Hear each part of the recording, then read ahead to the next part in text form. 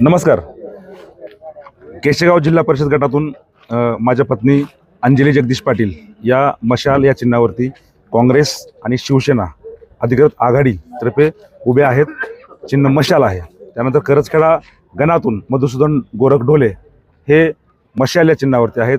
त्यानंतर अर्चना अरुण कोळगे या मशाल या चिन्हावरती केशेगाव गणातून उभे आहेत. आम्हाला या गटामध्ये एक परिवर्तन करायचं आहे. या गटामध्ये कुठलाही विकास झालेला नाही. जी विकासाची गॅरंटी देत आहेत ते चुकीची गॅरंटी आहे. आम्ही जो लढा उभा केला पाण्याचा, त्यासाठी आम्ही 4 वर्ष निम्न तेरणा संघर्ष समितीनं काम केलं.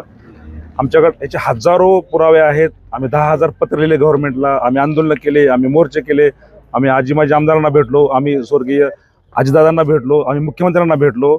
सर्वांना भेटून शेतकऱ्यांचा हा प्रश्न सोडवला.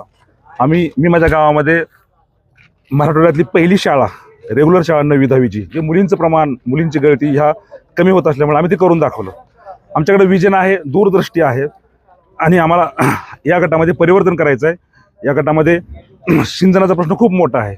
इथं MI तलाव आहे जो की अजून दुरुस्त नाही गेली, 5 वर्ष झालं. इथल्या शाळांचा प्रश्न आहे. तर पाटोदा जे गाव आहे, पाटोदा या गावामध्ये जे हॉस्पिटल आहे त्या हॉस्पिटलची दुरावस्था आहे. तिथे 108ची गाडी नाही.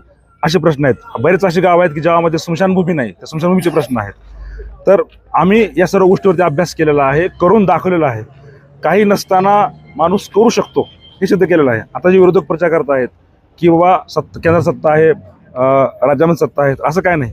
जिल्हा परिषदचा स्वतःचा निधी असतो, तो सेस असतो, त्यावरती तो निधी कोणी चोरू शकत नाही. आम्ही लढणारे कार्यकर्ते आहोत. आम्हाला शेतकऱ्यांचं सर्वांचं दुःख माहीत आहे आणि आम्ही या भागातले आहोत. आम्ही एक भाग आहोत या सर्व व्यवस्थेचा. आम्हाला येणाऱ्या 7 तारखेला सर्वांनी साथ द्या आणि मशाल या चिन्हावरती बटन दाबून सर्व शेतकऱ्यांनी, कष्टकऱ्यांनी सर्वांनी सहकार्य करून एकदा ही मशाल जिल्हा परिषदला पाठवा.